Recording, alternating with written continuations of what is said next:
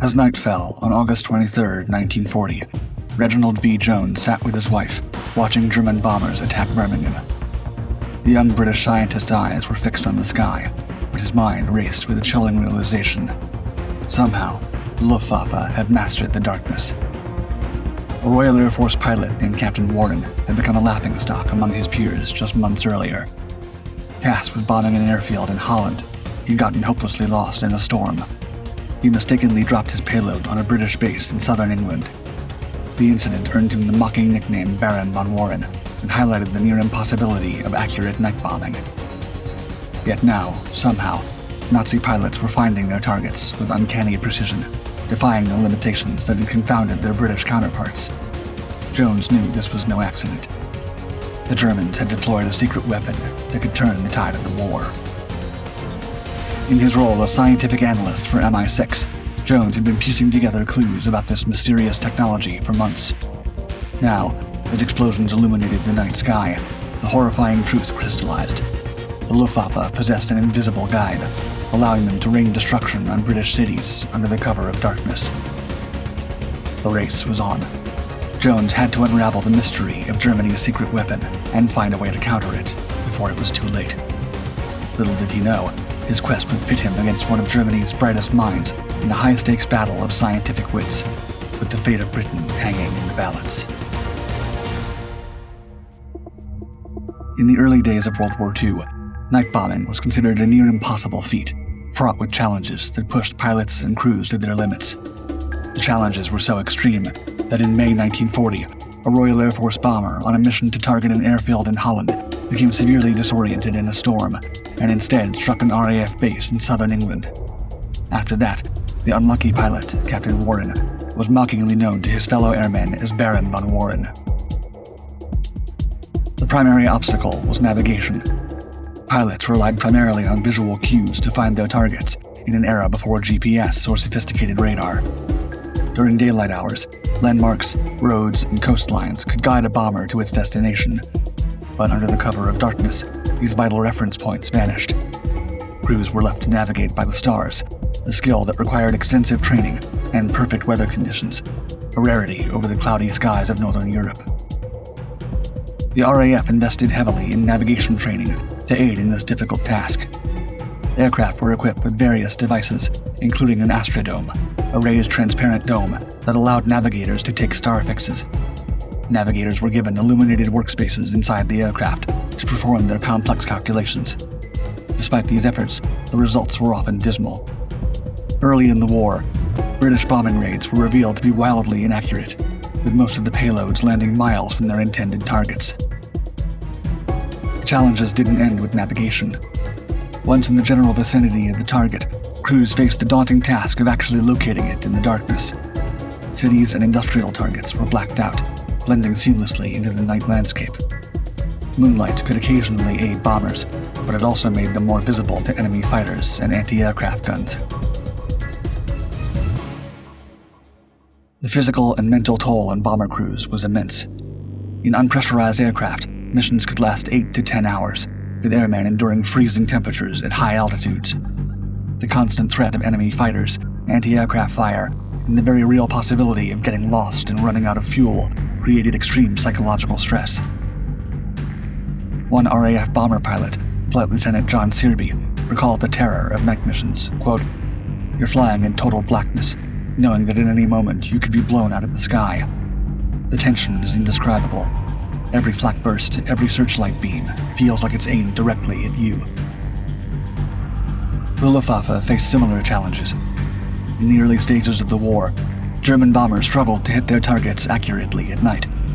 A study conducted early in the conflict revealed that of bombers claiming to have reached their target, only a third had actually dropped bombs within 5 miles of it. This level of inaccuracy rendered strategic bombing campaigns nearly futile. The toll on civilian populations was nonetheless severe. Unable to hit specific military or industrial targets reliably, both sides resorted to area bombing of cities. This led to devastating consequences for urban populations. During the Blitz of 1940-41, London endured 57 consecutive nights of bombing. While the physical damage was extensive, the the psychological impact on the civilian population was perhaps even more significant.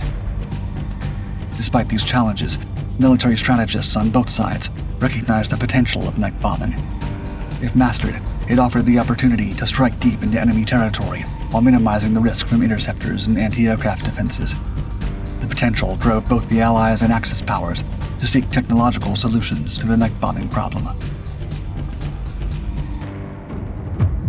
As the limitations of night bombing became painfully clear, both sides in the conflict desperately sought solutions.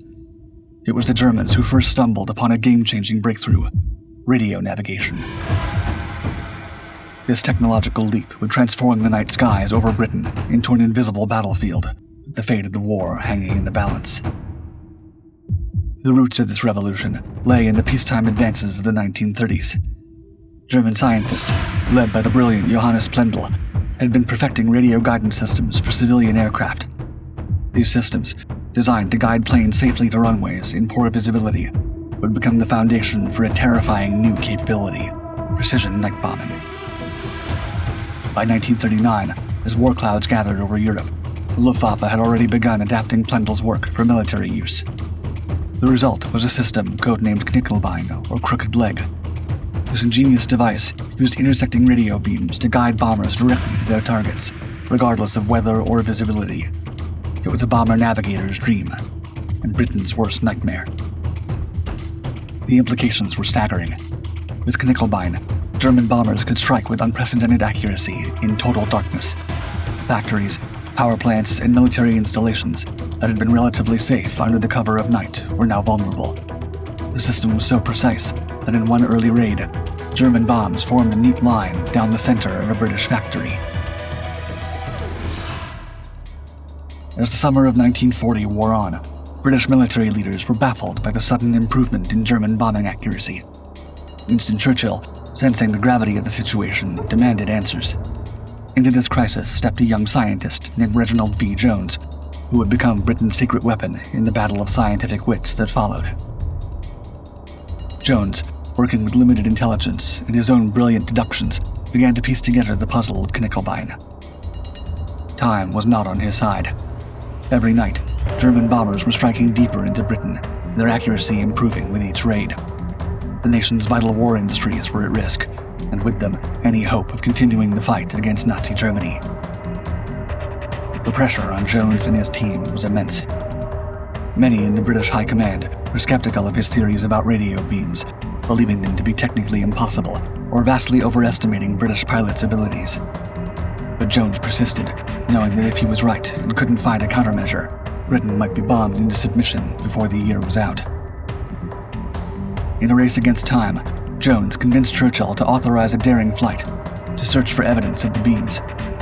Using a hastily purchased American radio receiver, an RAF crew flew into the night skies over England.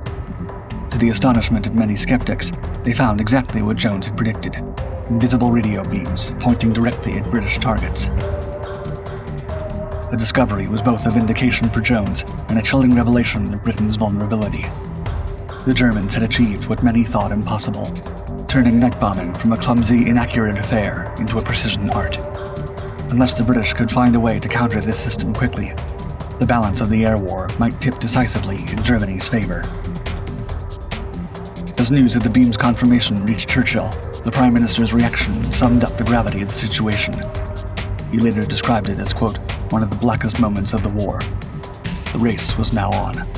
The fate of Britain, and perhaps the entire war, hung in the balance. As German bombs rained down on British cities, the battle for survival unfolded on two fronts: in the fire-lit skies above and in the quiet laboratories below. The stakes could not have been higher, with each passing night bringing new devastation and the very real threat of Britain's defeat. In London, the Blitz was reaching its terrifying crescendo. On December 29, 1940, the Luftwaffe unleashed its most devastating raid yet. Over 100,000 incendiary bombs fell on the city, creating a firestorm that threatened to consume the heart of the British Empire. St. Paul's Cathedral stood defiant amidst a sea of flames, its iconic dome a symbol of resistance. Air Raid Warden Leonard Bowden recalled the hellish scene, quote, "The whole city seemed to be burning. The heat was so intense, it felt like your face would melt off.